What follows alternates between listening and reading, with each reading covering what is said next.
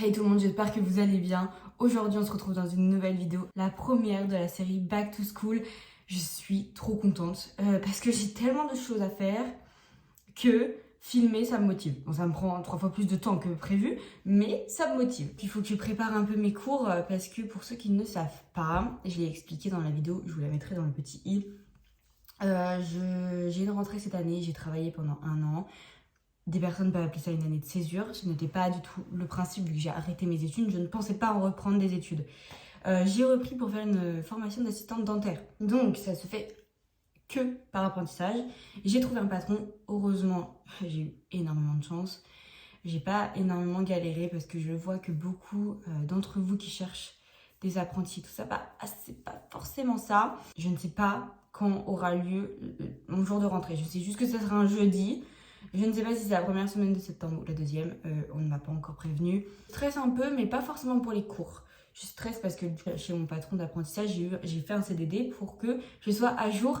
Là, je recommence le 22. Donc moi, techniquement, mon année d'apprentissage commence le 22 août. Il faut que je commence à apprendre, à m'organiser. Pas forcément apprendre tout de suite les choses, mais au moins faire des fiches. On m'a donné un ça de feuilles de protocole.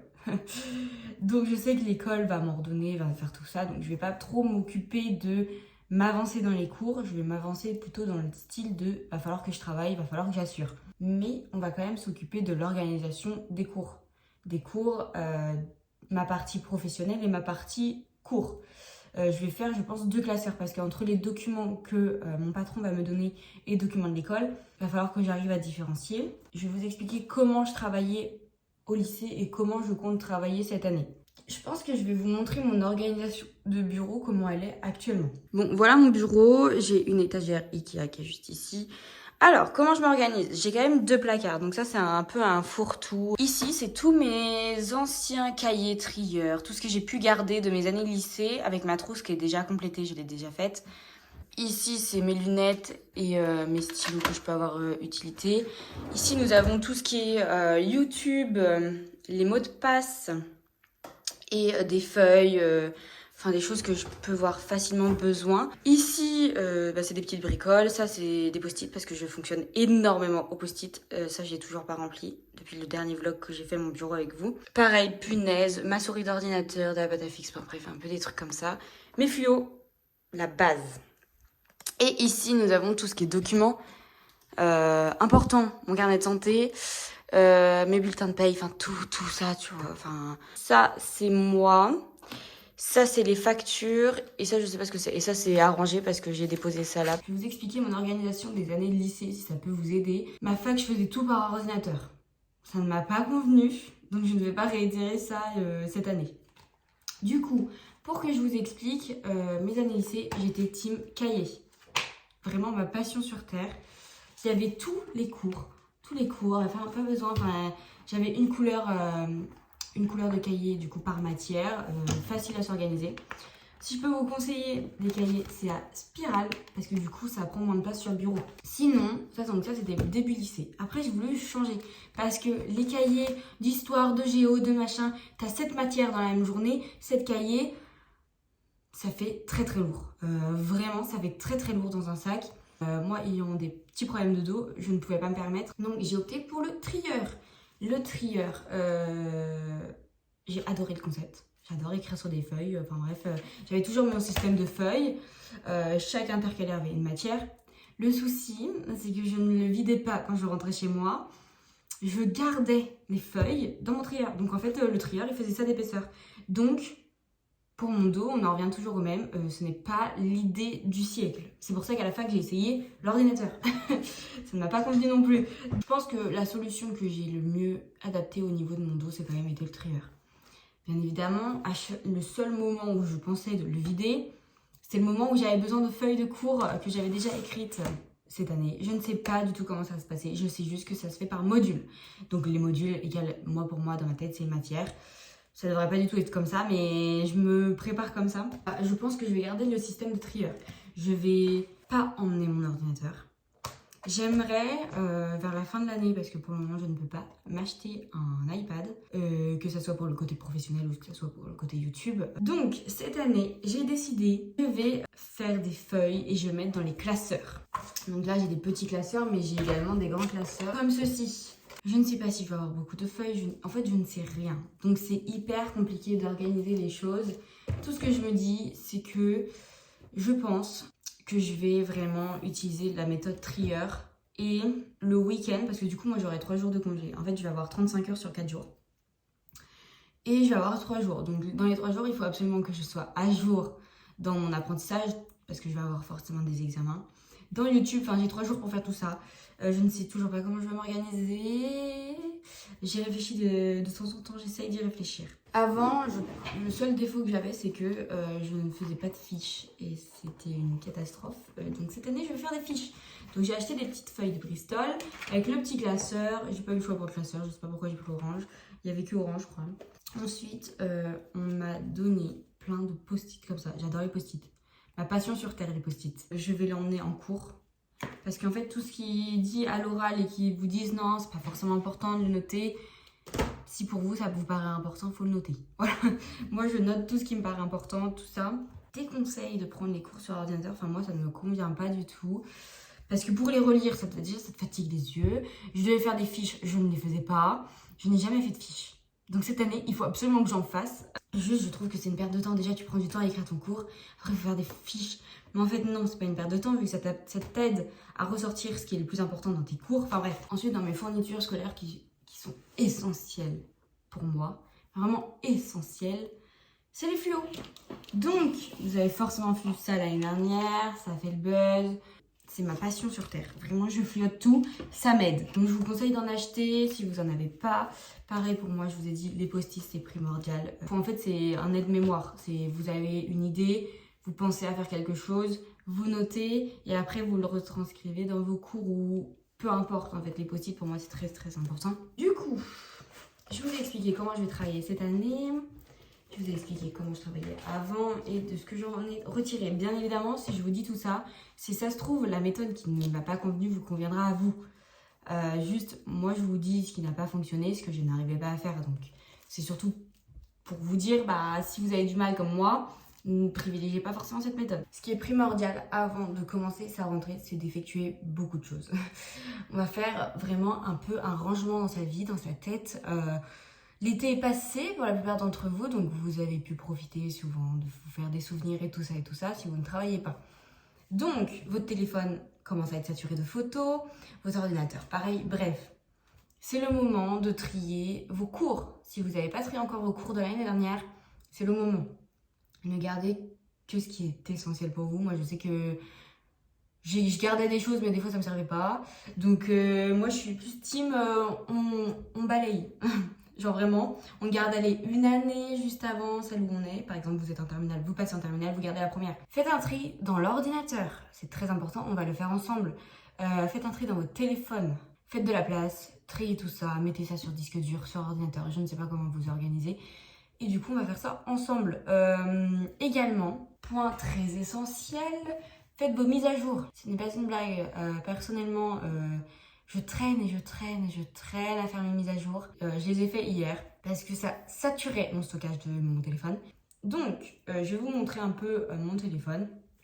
Le téléphone apparaîtra ici. Comme vous pouvez constater, j'ai déjà tout organisé dans mon téléphone, tout trié, tout est trié par couleur. Vous allez me demander où tes applications, elles sont où? En fait, moi, je les supprime de l'écran d'accueil. Je les mets dans les dossiers que vous allez trouver, je vais les swiper. Dans ces dossiers-là, j'adore mon organisation de téléphone, les couleurs que j'utilise. C'est très summer, ça met beaucoup de lumière. Enfin, si t'es dans un thème sombre, pour moi, personnellement, ça me déprime. Donc, je mets beaucoup de... Faites un tri, vous n'êtes pas obligé de faire un truc esthétique comme moi. Vraiment, vous pouvez très bien laisser vos applications avec leurs couleurs naturelles. Mais je sais que trier, et si ça peut vous aider, faites des dossiers. Par exemple, moi, j'ai un dossier photo-vidéo pour tout ce qui est montage, pour tout ce qui est retouche photo. C'est le seul dossier que j'ai apparent sur ma page d'accueil d'ailleurs. Sinon, et j'ai mon Google Agenda que d'ailleurs il faudrait que je le mette comme mes autres applications, mais je n'ai pas eu le temps. Sinon, toutes les autres applications, ça ne fait pas partie de vos essentiels selon moi. Donc, vous les mettez ailleurs, où vous les mettez vous faites des sous-dossiers YouTube, réseau, travail, école, je sais pas vos dossiers, vos noms de dossiers, comment vous allez appeler ça, mais n'hésitez pas à faire un tri. Maintenant, on attaque à l'ordinateur. Donc, si vous n'avez pas d'ordinateur, vous pouvez toujours, comme je vous ai dit, trier vos cours pendant ce temps-là. Ordinateur, tablette, hein. Moi, j'ai pas encore de tablette, c'est prévu que j'en achète, Première chose qu'il faut faire, c'est trier. Je sais que je n'aime pas avoir de dossier sur ma page d'accueil. Mon fond d'écran change tous les mois, ce n'est pas moi qui l'ai créé. Ça me met, en fait, j'ai un fond d'écran avec le calendrier. De toute façon, vous allez voir mon écran. Du coup, on va commencer à trier ce qu'il y a en bas. Je n'ai plus accès à Word, Excel, enfin tout ça, parce que du coup, je ne suis plus à la fac. Donc, je les avais gratuitement grâce à la fac. Je vais les enlever. Je ne vais pas les supprimer, je vais juste les enlever parce que je ne les utilise plus. Ensuite, et je vais garder tout ce que j'utilise.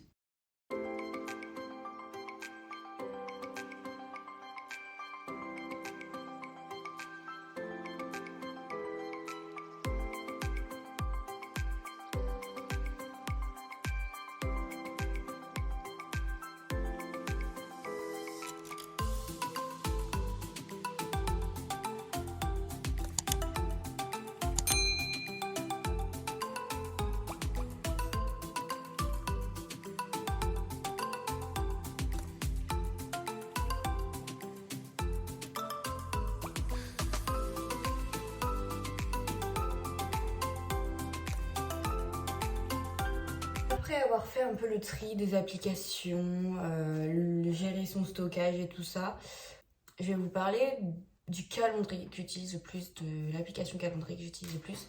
Donc il y a l'application calendrier sur iPhone. Je ne l'utilise presque pas, juste pour les anniversaires. Ne me demandez pas pourquoi. Sinon j'utilise Google Agenda, donc je pense qu'il est connu par beaucoup de monde. Comme vous pouvez constater sur l'écran, vous pouvez voir que je le remplis. Il n'est pas énormément rempli parce que je ne mets pas énormément de choses. Je suis en vacances, à part les tournages de mes vidéos, je ne mets pas forcément quand il faut que je fasse du montage.